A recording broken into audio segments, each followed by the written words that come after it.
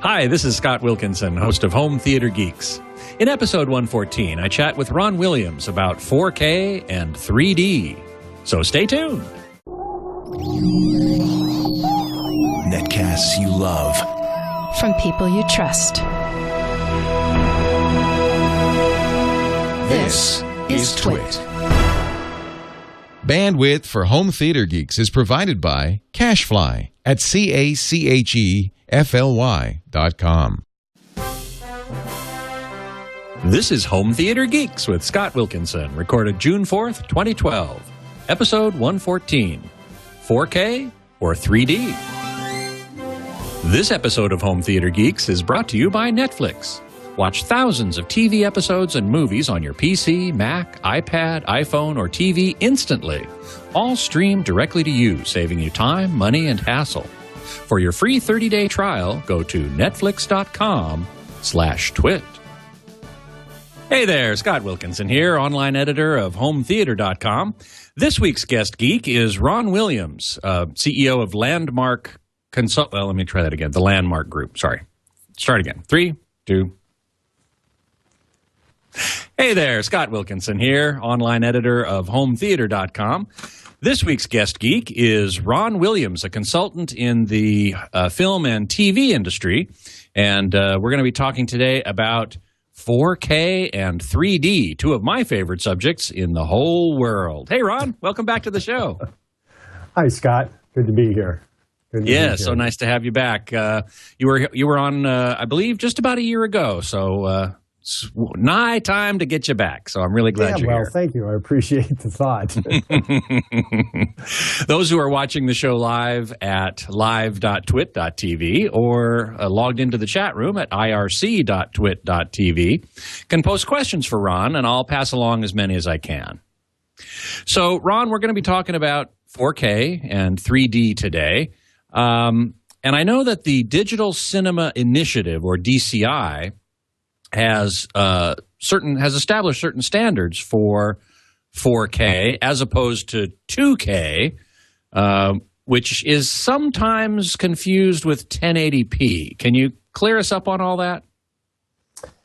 Yes, this is an interesting way of getting to nowhere, actually. We started out with the SMPTE DC-28 Standards Committee, the Society of Motion Picture and Television Engineers, who write the carve things in granite for the world to work to.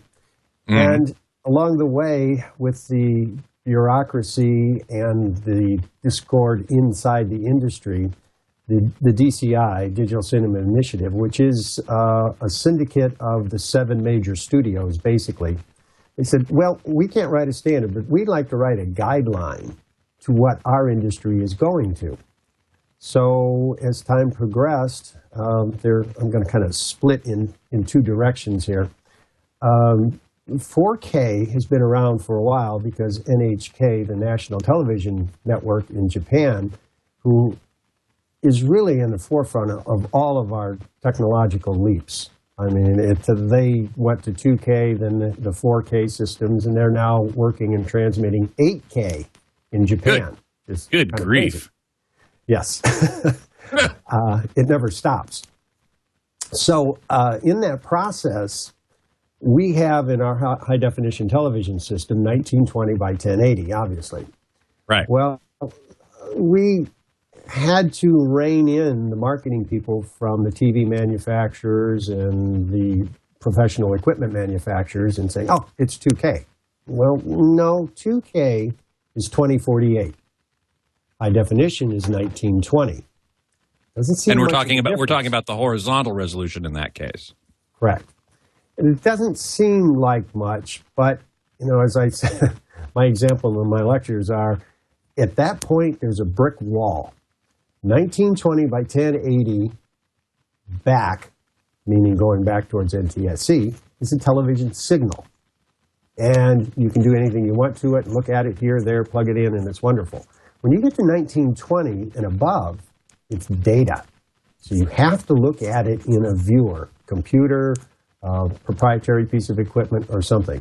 So with that brick wall there, when someone says, oh, it's 2K, you have to distinguish what they're talking about. So when we get into 4K, we have a similar situation. True 4K, as we wrote the DCI standard, is 4096 horizontally. Mm-hmm. By what vertically? 2160, I believe. Could be 2400 or 21. Okay. It'll vary. The monitors and TVs that they're producing right now is 3840 by 2100. Uh-oh, it seems like that might be another cause for a brick wall, a slight difference between what's being called 4K at 38, what'd you say, 3860? 3840. Or 3840. 3840. Compared to true 4K, which is 4096. Correct. So as in high definition at the time when actually the Europeans, I think you remember because you were quite a bit involved in it, is that there was a confusion of what was high definition for a set that a consumer would go buy. Mm-hmm. And because it was 16 by 9 wide aspect ratio, I mean, there were some manufacturers putting out 1024 resolution in the 16 by 9 saying, oh, look, high definition. If you remember those days. I do. The early plasmas, in fact, a lot of them had 1024 horizontal resolution by, I don't know, 576 or 768 or something. Yeah, 768, right. Right, So and they called that high definition, and I would argue that point. and the Europeans did, so finally they woke the world up since we have the label in the name Full HD on the televisions that you look at, and that designates that it is 1920 by 1080, whether I or P, but it's mostly P now. So right. You knew when you were purchasing your television that you were getting the full resolution that was being transmitted. And these days, manufacturers do use that term full HD all over the place to refer to exactly that, 1920 by 1080 pixel resolution. Exactly. And that has put the consumer in a good place to knowing what they're buying. Right. So as we progress forward into this 4K world, I've been doing 4K since about 2000. Either in transferring film, monitors. I was involved with a monitor that Landmark actually put on the market for a while. It was IBM, ViewSonic, and Landmark had what they called a 4K computer monitor. But in today's standards, because it was 3840, we now, as we have come up with a term of full HD, we now have a term for this 4K situation. And the 3840 is now called Quad HD. Which makes perfect sense because it's twice the resolution horizontally and twice the resolution vertically, which means it's 4 times the number of pixels exactly. But ironic enough, when the signal comes in, they tile it actually in 4 quadrants. So it is that way, but it's 4 quadrants, so it is literally Quad HD. The monitors are fed right now, the early ones, they're either being fed by 4 HDMIs or 4 DVI connectors. HDMI 1.4a is theoretically, on the specifications, capable of carrying one 4K 4096 signal. But right, nobody's doing but only at 24 frames per second, I believe. Correct? That's true. That is true. In film, okay, so it wouldn't be video at 4K. It would be film essentially at 4K. Exactly. But as we progress, I'll straighten that out as well. Okay, good. Yeah, back then, when we were producing these monitors, the entertainment industry didn't really embrace it, knowing that the DCI and the SMPTE standards were going to be 4096. This was 3840. It's kind of close enough for post-production work. We really don't need to see all those pixels out to the edge. But they didn't understand it was coming faster than they thought. So what we did is we ran off to the automobile industry and just sold a lot of monitors to the car design places because they were doing AutoCAD and a high-resolution monitor, because that was the time when they were starting in AutoCAD to fit the car pieces together by computer. Right. So if you could blow it up, because those monitors had, at that time, 9.2 million pixels on a display, which was quite unheard of, they could fit these pieces together in their AutoCAD and with almost zero tolerance, and everybody was happy. But the film industry still didn't get it, which was rather perplexing at the time. So we're still doing 4K film scans, and actually with the Imagica scanner, we were doing 8K scans. So in doing 8K scans of a movie, you would down-res it into 4K. You had a beautiful picture. Yeah. But we don't have a workflow for 4K. So what they would do, we worked in a 2K proxy. What does that mean? It's like a thumbnail of the actual full resolution picture. It's basically half res.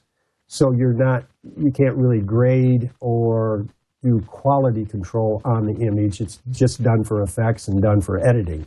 And then when all of that's done, you take the edit decision list, the EDL, and you apply it to the 4K signal and put it into a computer, and it spits it out wonderful. Gotcha. So we've got movies in 4K, and most everything that's done is in 4K. I mean, even if it's shot on film, it's digitized or scanned to 4K these days, right? So the content is out there. Oh, yes, very much so, very much so. And certainly, certainly films or movies, I should say, that are shot on a digital camera these days mostly are shot with a 4K camera, 4K resolution, right? Well, we can talk about that. Okay. There are, right now, the camera of choice is the Arri Alexa, and it's still in 2K. Oh, really? Oh, okay. The Sony F65 and the Red Epic are outputting 4K. So those are the two. I believe Peter Jackson's using the Red on The Hobbit. I heard that anyway. Yes, he's using the Epic. Actually, the backstory on that is Peter told Red, if you get this camera out on time, I will use it exclusively on this whole series of movies. So needless to say, Red jumped and got the Epic. Hustled their buns, as it were. Yeah. Not without some problems, but that's the way the world works. Mm-hmm. So yes, the Hobbit is going to be put out in 4K, but oddly enough, 4K production is more prevalent than one would think. Now, I'm going to relay this story to you, and it's not going to make much sense, but I'll try to explain it. Okay, so good. A lot of television production, HD, 1920 by 1080, are moving to the F65 and the Epic to record television in 4K, 4096. Really? Yes, a lot. Wow. I had heard somewhere that the majority of TV is now shot digitally and not on film. Is that correct? Oh, yes. I would say 80% of anything that goes out over the air is done with digital acquisition. Absolutely. Wow. Most of all episodic that's done here in Hollywood is on, I don't know exact percentage, but I would be safe to say 70% is on the Arri Alexa. It's all digital acquisition. So that's a 2K. Yes, that's a 2K. But it's still digital acquisition in a digital workflow. Right. So the idea of doing film and et cetera, that's kind of off to independence, art movies, and things of that nature at this point. But there are still a lot of A titles that are being released that are shot in 35. There's still a lot of director of photography, the DPs still want to stay with film depending on what the project is. And of course, when they're hired on to a film, that's their choice. Am I doing it digital or am I doing it film? And they just go with whatever he decides to work with. So that's kind of where we are moving in that direction. But to further explain the 4K in television, Sao Paulo, the network down there they do 5 or 6 soap operas. And they just bought something like 10, 12 Sony F-65s to do soap operas. Wow. Say, Boy, talk about the soap opera effect. We talk about that a lot with LCD TVs and frame interpolation, but holy smokes, a soap opera in 4K? Well, it kind of makes sense because there is a premium for the camera, obviously, but they weighed the cost of post-production versus the cost of camera, and in the post-production process, if you have a 4K camera and you know you're going out to HD, but yet again, one day they're going to be transmitting 4K, and we'll get around to the cable companies dealing with 4K here in a minute. They're archiving the soap in 4K. The quality of the down-res to 1920 by 1080 is stunning. It makes a beautiful HD picture. Right. And this is a point I want to make sure everybody understands, that shooting or scanning at a higher resolution than you're going to end up with really does result in a much better picture quality at your final resolution than shooting, acquiring, or scanning at the resolution you want to end up with. Absolutely. Absolutely. Definitely does. The other advantage that I really didn't think of until I talked to the guys from South America was, well, we can take a 4K camera and we can go out and shoot backplates. So when you do a green screen, which is the keying process, that's when you're going to overlay some other background digitally generated or whatever in front of actors who are actually acting in front of a true green screen. Exactly. And they replace the green with the backplate video. Right. So, okay, this makes sense. So they say when we go out to the B unit, goes out and shoots all the backplates of a mountainous scene or a ski area or whatever, and come back and we do the key, we can zoom that backplate in and out and pan it anywhere we want it and still have plenty of resolution to make the high def look great. Because they have twice the resolution, they have twice the picture area. Right. Exactly right.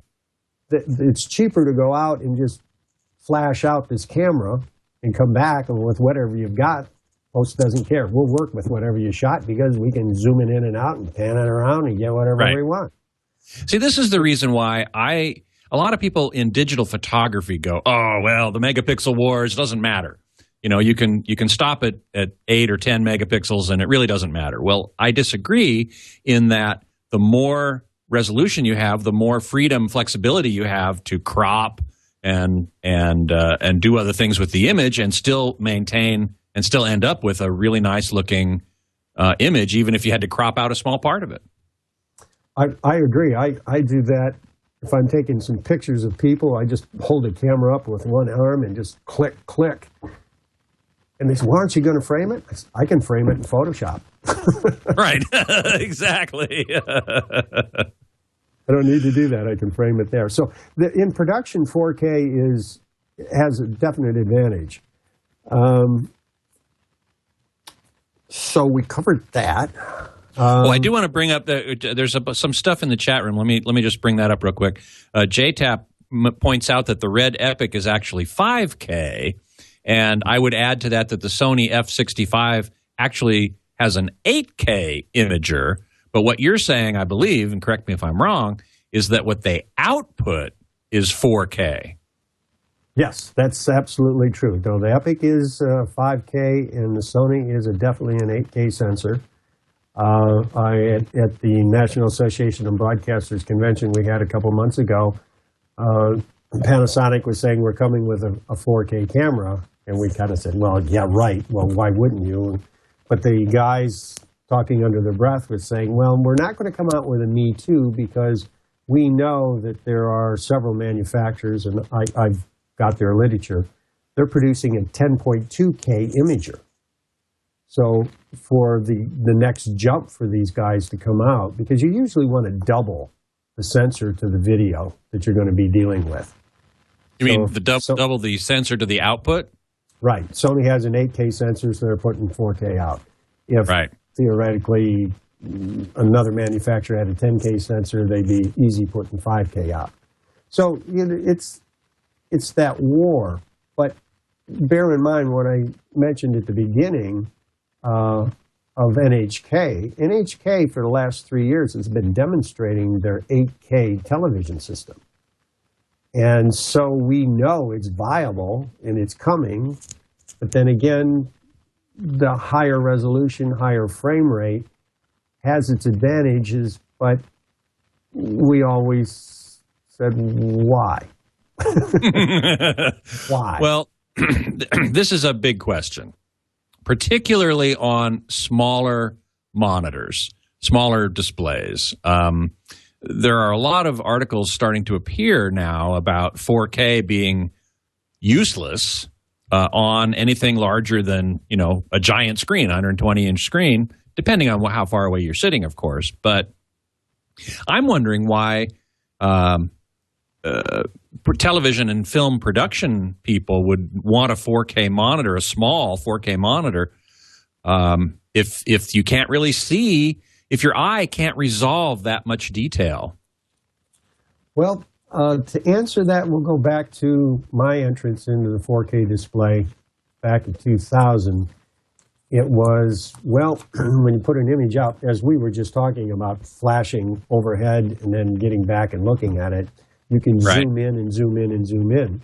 Right. Well, the 4K on a small monitor, we were up against the situation with the 50-inch monitors. You still have to be 4 to 5 picture heights away because you don't want to see the pixel structure. Right. And this is with the high def. This is what with 1920 you're talking about, right? Yeah, even the high def monitors from Panasonic, from Astro, Sharp. There's a certain distance that you have to stay away from them. But in 4K, just as with the Landmark monitor sitting on an AutoCAD desk, you can work at 6 inches and have perfect, crisp, clear images. Mm-hmm. So with that resolution in a smaller monitor, you can get up there and you can, interrogate that image, and be satisfied that what you're seeing is what you're getting. Now, so I can understand. Sure. So I can understand why that would be useful then in a production environment or a post-production environment. But what about in the home? I mean, people aren't going to be sitting 6 inches from their screen. No. But you did bring up a point about the bigger screens being an advantage at 4K. Mm-hmm. Most of the ones that I mentioned by the manufacturers out are, I think the smallest is 58 inches. Of course, Panasonic has that 107-inch plasma 4K. It's actually 152. Oh, it's now 152. Okay. But, everyone says, oh, my God, that's a great big monitor. But I think you and I know, but we'll share with the viewers what that actually is. They didn't build a monitor that big. That is the piece of mother glass that they hack up to make all the smaller monitors. Right. So they just take the mother glass and light it up and say, oh, my God, look, we've got a great monitor here.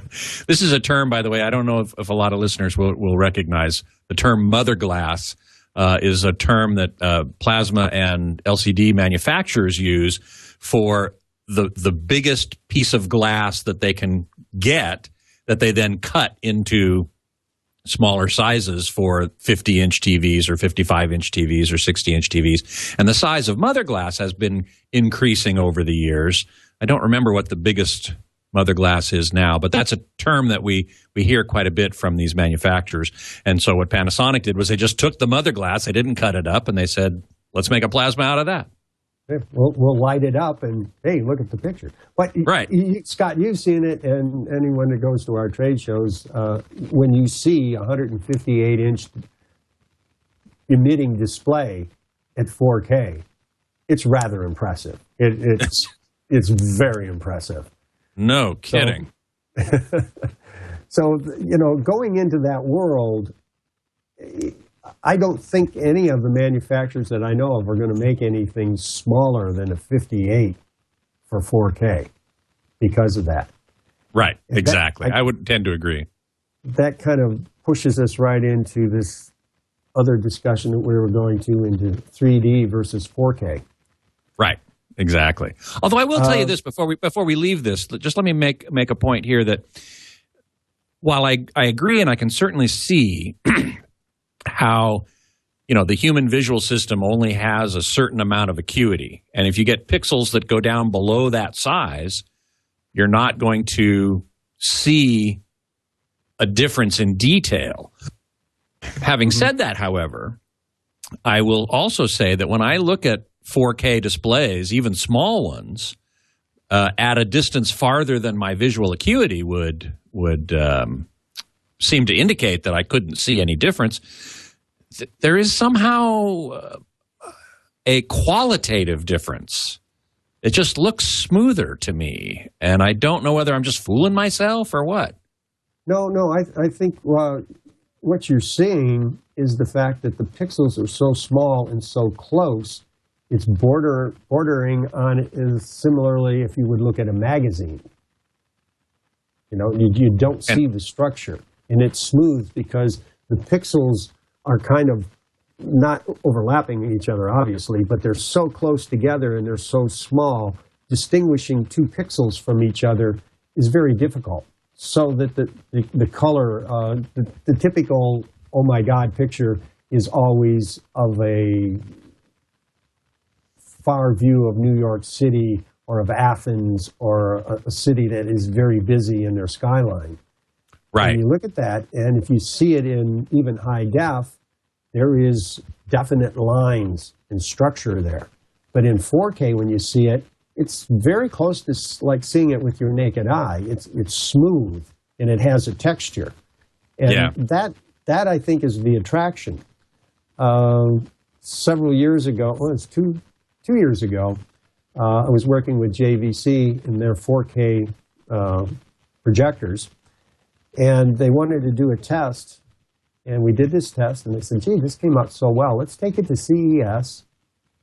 And they put it a theater in CES and then took it off to the photographic electroimage conference in San Jose.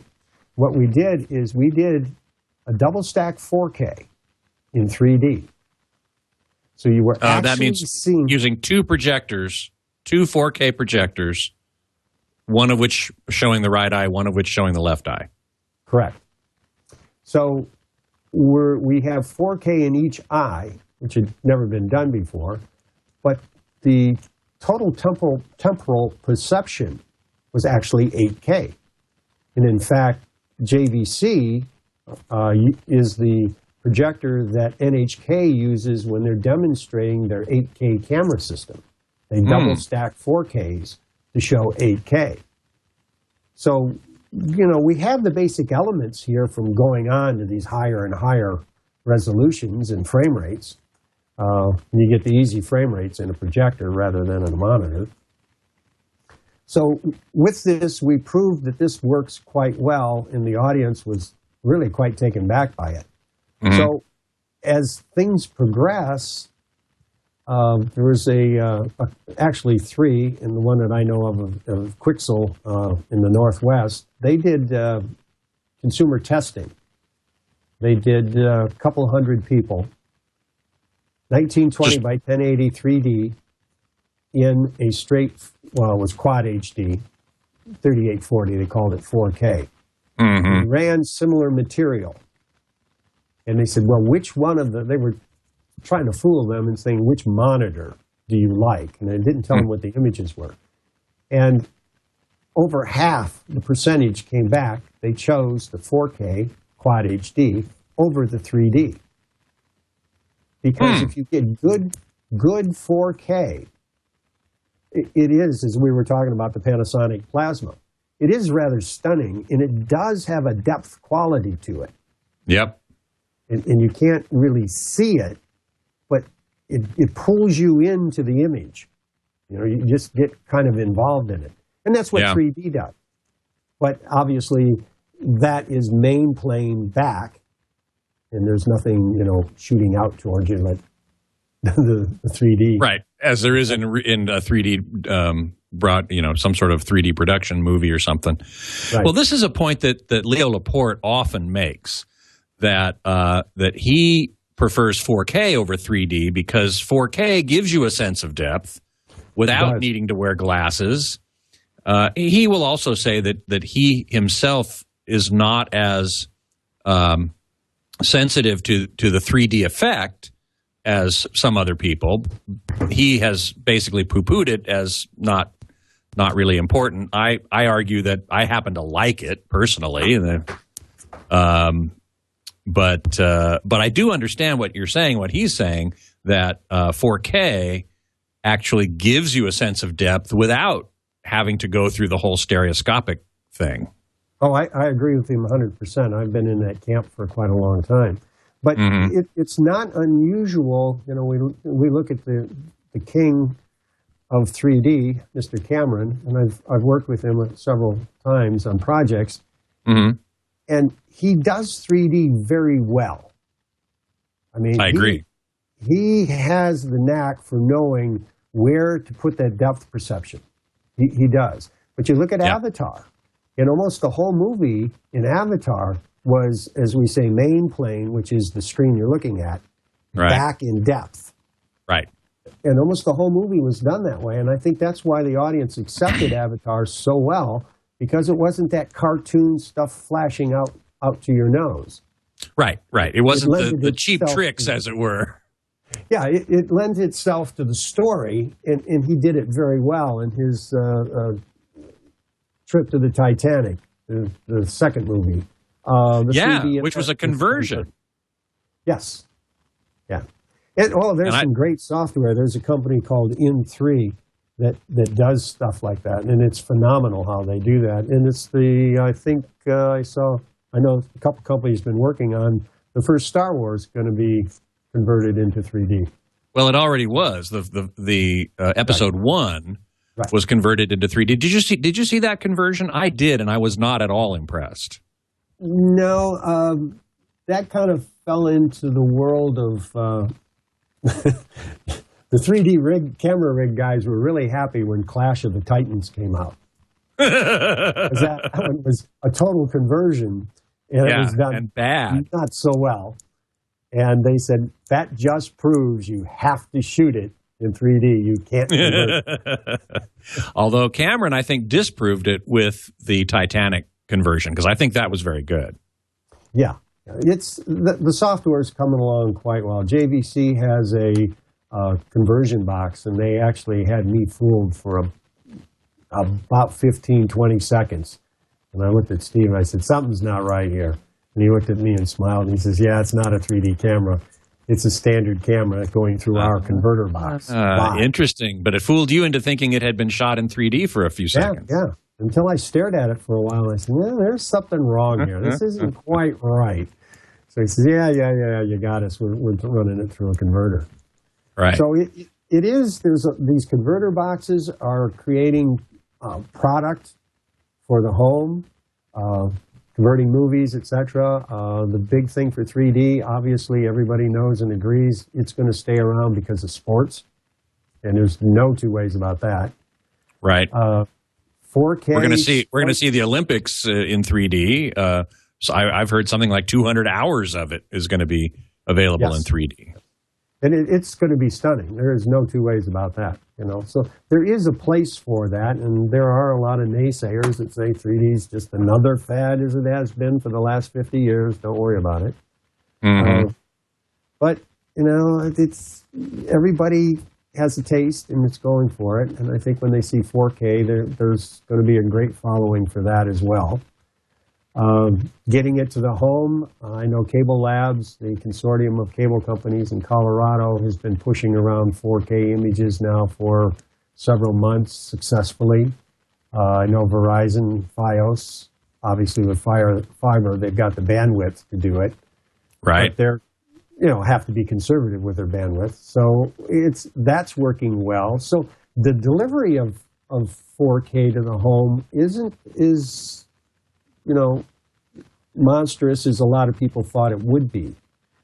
because I think when they decided they had to do 3D in the home in HD, you're pretty close.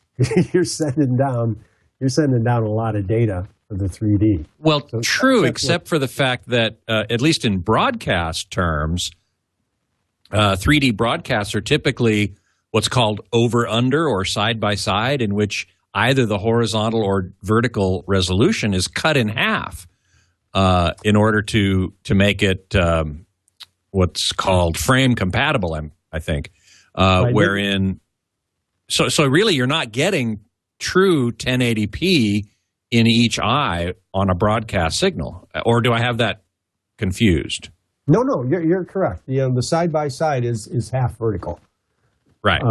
But I'll be honest with you. Half horizontal. Over-under is half vertical. Yeah. Right. I'm sorry. You're right. Yeah, that's all right. They're both. They're 6 one, half dozen another. One's this yeah, exactly. way, You're getting half the way. resolution one way or the other, right? Yeah, but again, it works because the temporal perception, the way people look at it, it's not noticeable. Geeks like us look at it, and we get in there, and we measure it, and we do the specifications and everything. You look at it, and this damn thing's only half resolution. if you put that in front of your wife and kids and say, okay, what do you think about it? And they're going to say, oh, hey, it looks great. Right. So another point to make about that very thing is with LCD TVs, 3D TVs that use passive glasses, they do the same thing. They cut the vertical resolution in half so that every other line goes to the left eye and the alternating lines go to the right eye.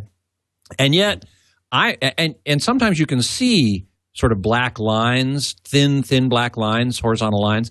But overall, I have to say that when I look at that picture, I see more detail than 540 vertical lines would imply that I could be able to see. That's true, because that's why we use the term temporal perception, because everyone's going to see it a little different, and some people have the ability to fill in where there is nothing. And that's why that temporal perception is used, because, I have the ability to do that. I look at something and I'll say, oh, well, okay, I know it's not there, but I see it. So then I have to go and double check on what I'm actually looking at. Right. And I look at a lot of images. Yeah, well, true. You and me both, pal. Hey, listen, before we go on, and I've got a bunch of questions in the chat room I want to get to, but before we do, I do want to take a moment to thank our sponsor for this episode, which, of course, is Netflix. Which may someday, who knows, be able to stream 4K to our homes. But for now, they're doing a fine job of 1920 by 1080. And you can get that on your TV, or you can get it directly to your TV or to your Blu-ray player, your game console, your computer, to a wide variety of streaming boxes like Roku and Netflix, and Boxy, I should say. I've been using the Boxy box lately to get Netflix into my home theater, and just works great. You can even start on one device and finish on another. You can even watch not only on your TV at home, but on your cell phone, your smartphone, iPhone, some Android phones, some Windows phones, your iPad. Just about any device that'll display video will be able to receive Netflix streaming video as much as you want for one low subscription price. And, in fact, you can try it free for 30 days. Just go to netflix.com/twit. And be sure to use that URL, because that'll let them know that you heard about it here. Netflix.com/twit. And we thank Netflix very much for their support of Home Theater Geeks and the entire TWiT network. So let me get to a couple questions here in the chat room. Hermes asks, are any DSLRs doing 4K yet? And the answer is, I know of one. 4K video, I assume, is what he means there. The new Canon DC-1, I think, that we saw at NAB is shooting 4K video, right? Yes.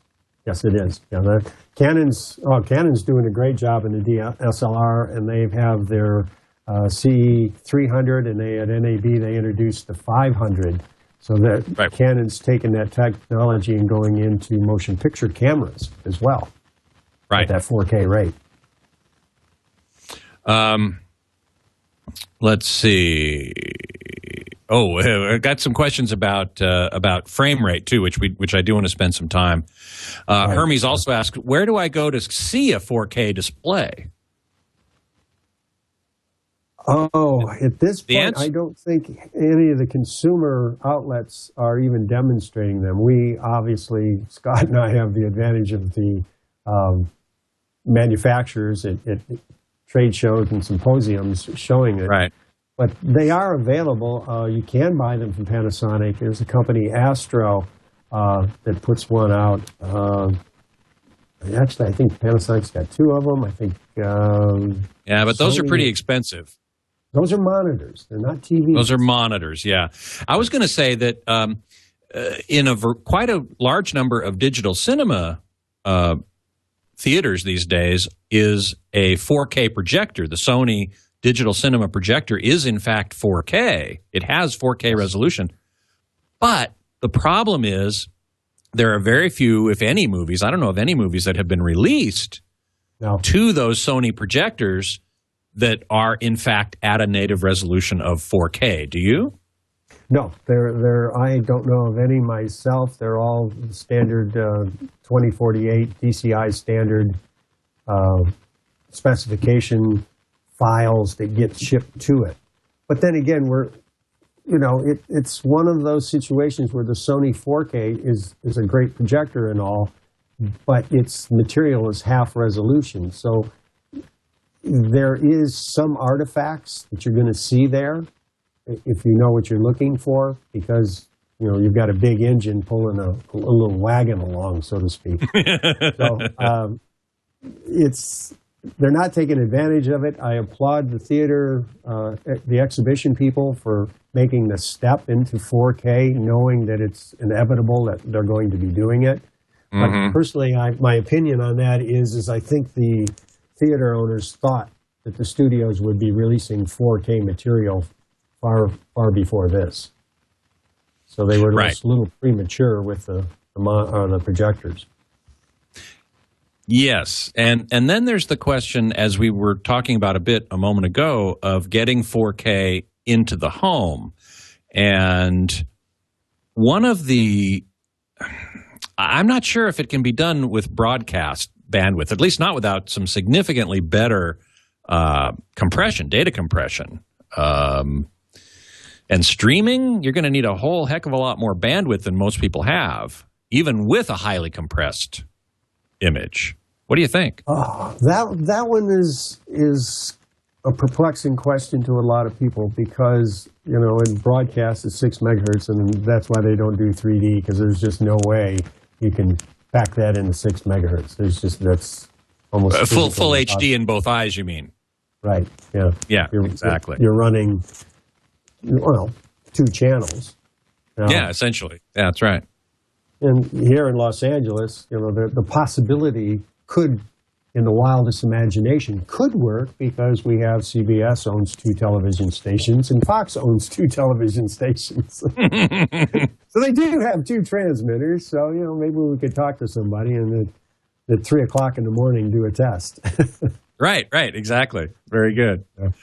Yeah. Now, we've talked about 4K. We've talked about 3D.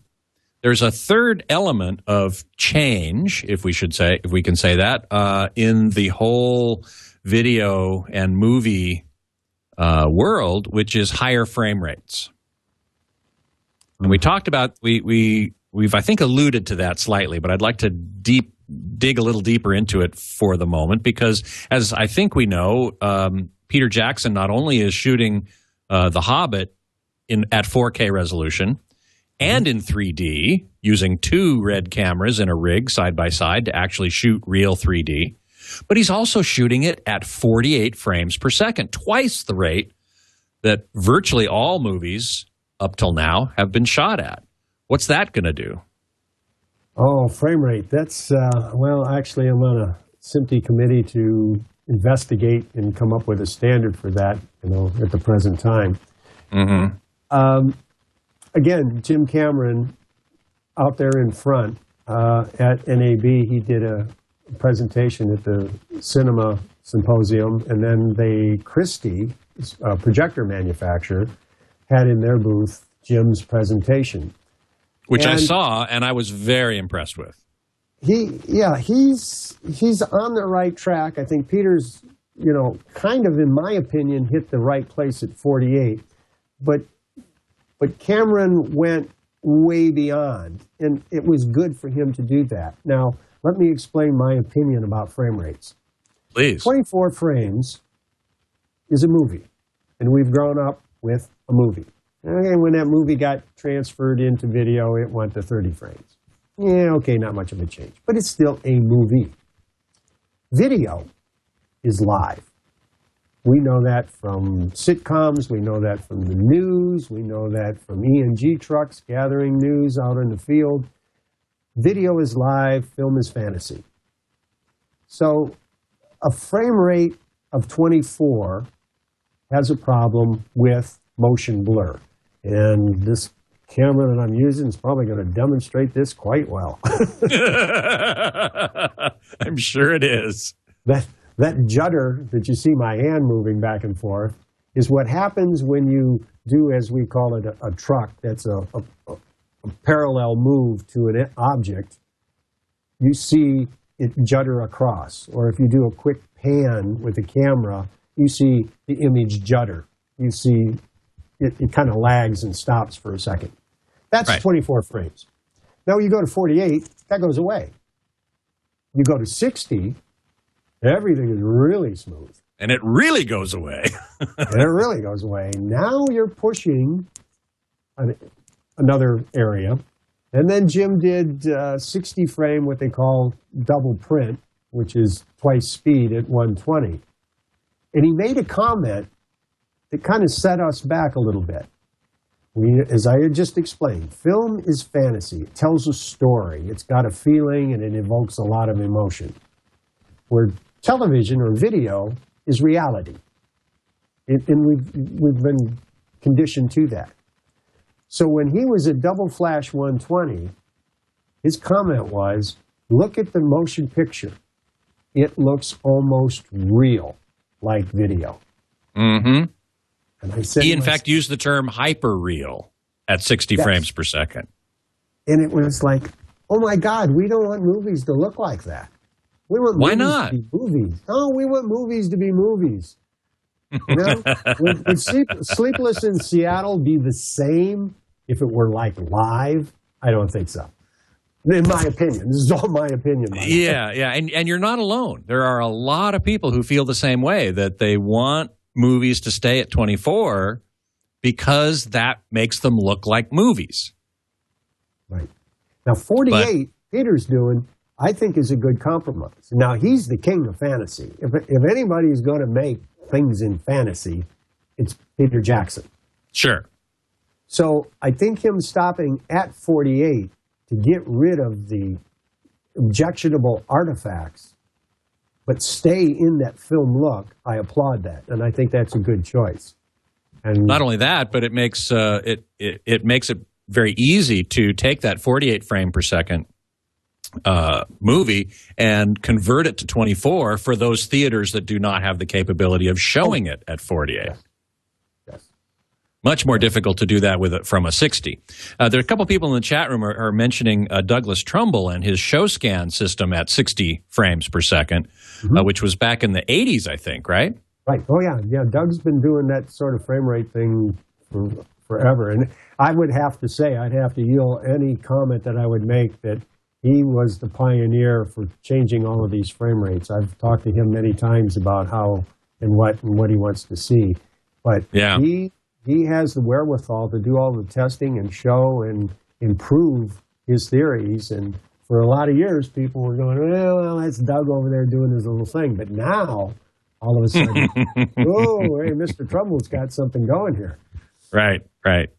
F-Loop in the chat room points out that last week my guest was Kevin Miller. We were talking about a face-off between various flat panels. And he said that resolution of the various performance parameters, contrast ratio, color saturation, colorimetry, resolution comes in last in terms of importance to the overall picture quality. And so F-Loop asks, would 10 or 12-bit per color and larger color space provide more improvement in the home than 4K? Simple answer would be no. So the color depth does have an impact on the texture of the image, but nowhere near the impact that 4K would have. I mean, it's unfortunate, and Scott, you brought that up from your last person that tweeted in, is that it's... Oh, no! Don't worry, it's gone. It's gone. Thank you. It's a situation that until you see 4K, you can't do the comparison. I mean, and we've played with the 4K display, the Panasonic, and I've kicked up the chroma on it to give it a little more color and contrast. And, you know, if you stay with the standard that it's produced at, it makes a beautiful picture. It really does. It's a beautiful picture. Yeah. I think what F-Loop might be saying here is, if the content were created in 10 or 12-bit per color and a larger color space and then reproduced the same way, certainly that's what I would argue. I always do, that you really want to reproduce the content as closely as possible to the way in which it was produced to get the best possible quality. Everything we do in digital acquisition is 12-bit. I see. Okay. It's all done in 12-bit. Even the Alexa doing it 2K, that's still 12-bit. The 4K cameras are 12-bit 444. Right. Oh, yeah. That's right. That's the highest quality. Well, just to let the viewers understand that the quality issue also has a restriction, where the 444 term I use is it's the luminance and colors difference. Standard high def goes out at 422 for luminance and 2R minus and B minus Y. So the color. This is, by the way, another term for that is component video. Well, yes. Yeah, the different signals. Yeah. So at 444, it's the highest quality of color and luminance at a bit depth that's possible. And at 12 bits, that bucket, that file is huge. Yeah. In moving around in my world, in the digital workflow at 4K at 444, those files are huge. Many gigabytes. Oh, yeah, definitely. I mean, the storage when we order up to do a movie was how many terabytes. Now it's how many petabytes are you going to order up. It is serious because it's oh my God. The movie studios and the large post-production houses, you have to remember that when they bring in and do a feature film, it's not, okay, gee, we have a film and it's done. Every film, A-title film that's produced, they have to do it 24 times. Different what do you languages, mean? Different languages, different formats, different distribution. Modern video film, and actually I do some stuff there, but mostly at Photochem. When they do a film, it's like it consumes so much of the facilities because to meet a release date, they've got to come up with 24 versions by that release date. That's after the original film, the director and the producer signed off and say, okay, we're done, we love it, ship it. Now they have to go back and make 23 other versions. Jeez, holy smokes. Reverb Mike in the chat room is asking, what are they watching in 8K in Japan? The stuff that NHK shoots with the seven 8K cameras that they have produced. They hand build them because they hand build 7 8K cameras. And is anybody in Japan actually? I mean, is that being broadcast or is that all just experimental? It's all experimental. Ikegami has NHK uses some of theirs, and just recently JVC has a studio camera that they produced for NHK. Let's put it in perspective to our television system. It's not a surprise that NHK, and actually the BBC as well in England, when you buy a television set, you pay a hefty tax to have that television. And that money on that tax goes direct to the BBC, and it goes directly to NHK. And they have the money to produce all of these great television shows that they do, but they take a large portion of that and they put it in research and development. Now, the BBC, from my experience, puts it into production to make shows that are really cool, like Doctor Who and all these other sci-fi shows. The new Sherlock, for example, is really well done. Oh, yeah. I mean, as their advert for the BBC America is, our food sucks, our traffic's terrible, we can't build a car, but we do wonderful television. Right, exactly. But NHK, they take the bulk of their money and they put it into R&D. And it works quite well because they funnel that money down to all of these companies, to Astro, to JVC, to Ikegami, to Panasonic. And they say, well, this is what we want, and we're going to pay for it. So you take all your brain trust and go develop this for us. As I said, their 8K demonstrations are JVC 4K projectors. Now, they got to that quality in that new projector because they were funded. Ikegami the same way with the cameras. They were funded. And the transmission systems are other companies, and the boxes that do conversions and stuff through Astro, again, they're funded through NHK. So the whole industry is moving forward with this push. And some people look at it and wouldn't like the model, but it is going forward, and it is getting better, higher frame rates. I'm not too sure about 8K, but, they're going there. I'm pretty content with 4K personally, and I've seen 8K at IFA, the International Video Conference in Europe. It's in Berlin in September every year. It was the first time I've seen them as engineering prototypes for NHK, but they showed for the first time available for sale is the Sharp LCD 8K by 4K. Ah, how big was that screen?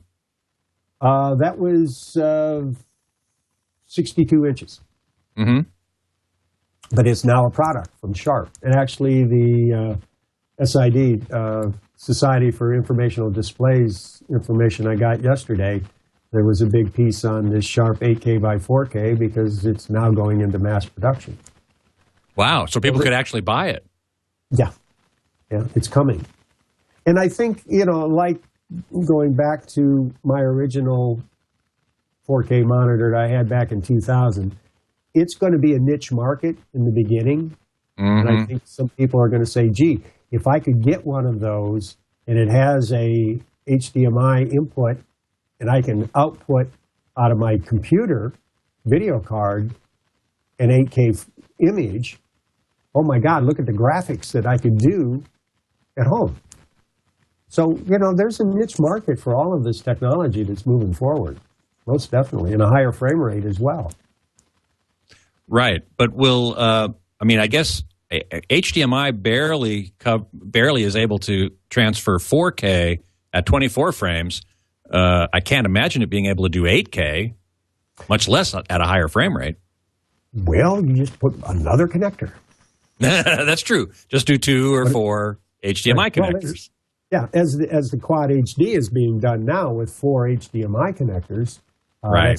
Panasonic shipping it around. Astro is still using DVI, although that's kind of a dead format. But they're still using it, and it's still viable. So if you want to see true 8K, you just hook up 4 connectors and have it. So F-Loop in the chat room is asking, what can we expect in terms of the rollout of 4K in theaters? Are we going to see that anytime soon? I mean, like I said, Sony projectors are in theaters now, but getting actual 4K content onto the screen in commercial cinemas, Are we going to see that in the next year or two? No, not in the next year or two.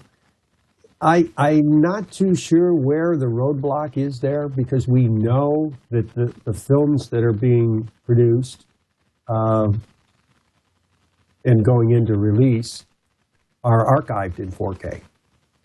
Now, the stuff that's shot, say, like with the Arri Alexa, the 2K stuff, that's what's major archive. But the up conversion from 2K to 4K is not that bad.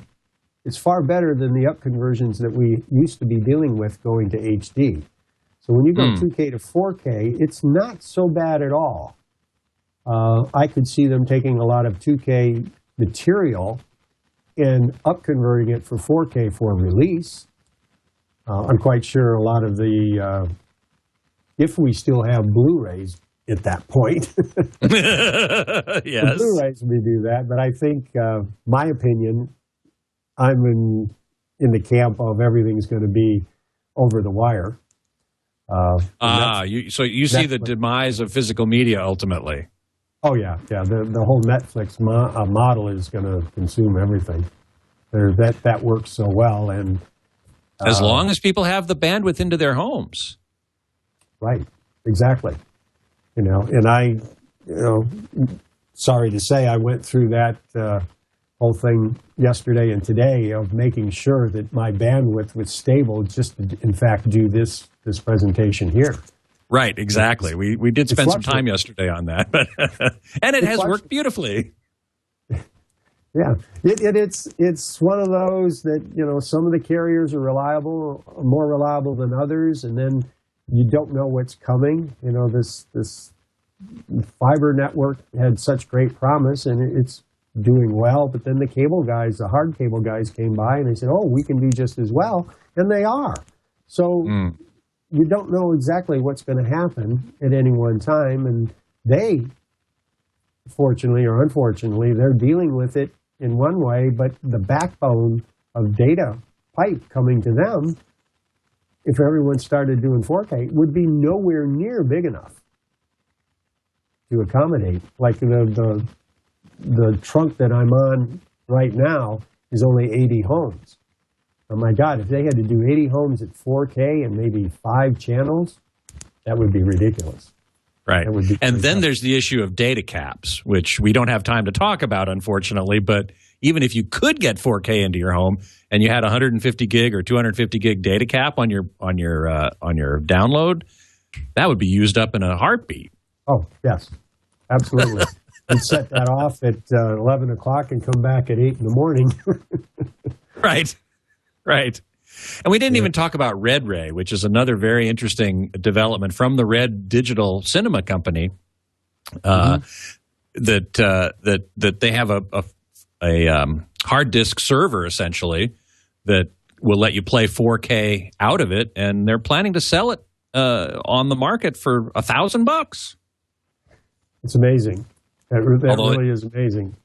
And it is a physical media, though. It's actually sort of counter to what you were talking about before about having a hard disk, not an optical disk, but a hard disk device sitting in your rack that would actually be able to output 4K to, as it happens, their new 4K projector, which they're going to sell for like $10,000.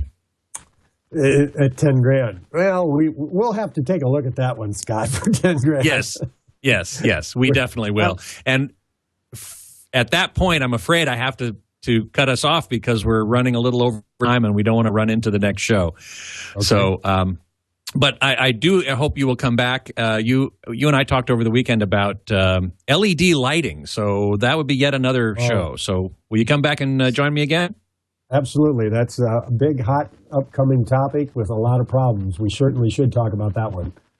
Yes. Definitely. Well, we will next time. Thank you so much, Ron Williams, for joining me on the show today and a fascinating conversation about what is to come in the world of movies and TV. Thanks so much. You bet. You can read all about Ron's business at landmarkcolor.com. My online home, of course, is hometheater.com.